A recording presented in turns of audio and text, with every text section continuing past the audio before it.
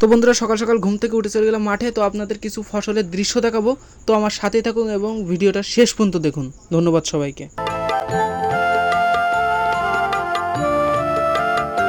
কৃষকরা ধানগুলো জালি দিয়ে রাখছে, এরপরে ভ্যান কিংবা গরুর গাড়ি দিয়ে বাসায় নিয়ে যাবে। আমার সামনে যে ফসলটি দেখছেন, ফসলটির নাম হলো ঝুবি কচু। আমাদের এলাকায় কম বেশ ভালোই হয় ঝুবি কচু চাষ। তো আমার সাথেই থাকুন, আজকের আপনাদের বিভিন্ন রকমের ফসলের চাষ ঘুরে ঘুরে দেখাবো। কৃষকরা তাদের ফসলকে অনেক যত্ন করে এবং আস্তে আস্তে তা বড় করে তোলে। ছোট ছোট খুঁটো করে লম্বা যে বান করা দেখছেন, বানের উপর যে ফসলটি রয়েছে, ফসলটির নাম হলো পটল। তো কৃষকরা সকাল সকাল ঘুম থেকেই ভুঁইতে চলে আসে এবং পটলে যে ফুল হয়, ফুল কাটা ছোঁয়াই পটল মোটা করানোর জন্য প্রস্তুত করে।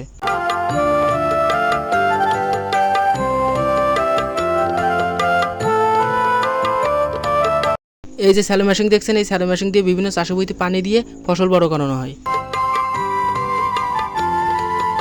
তো সামনে যে ফসলটি দেখছেন মাটিতে পড়ে আছে লতা লতা, এগুলো আছে ক্ষীরা গাছ।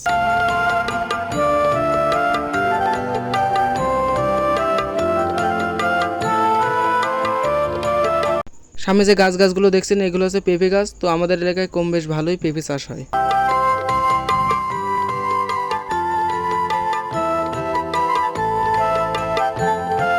সামনে যে ফসলটি দেখছেন, এগুলো হচ্ছে বেগুন চাষ।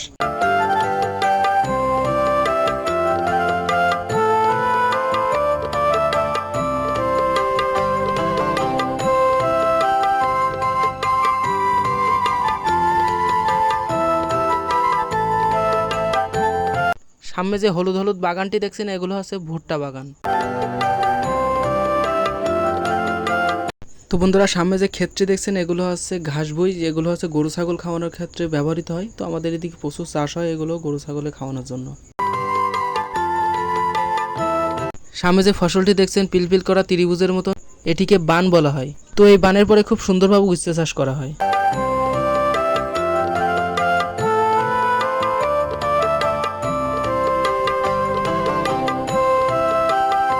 তো এবার দেখছেন ঝালকে তো উপরে আছে বান, তো বানের উপরে লাউ চাষ করা হয়েছে, আবার সেই লাউয়ের নিচে করা হয়েছে ঝাল চাষ খুব সুন্দরভাবে।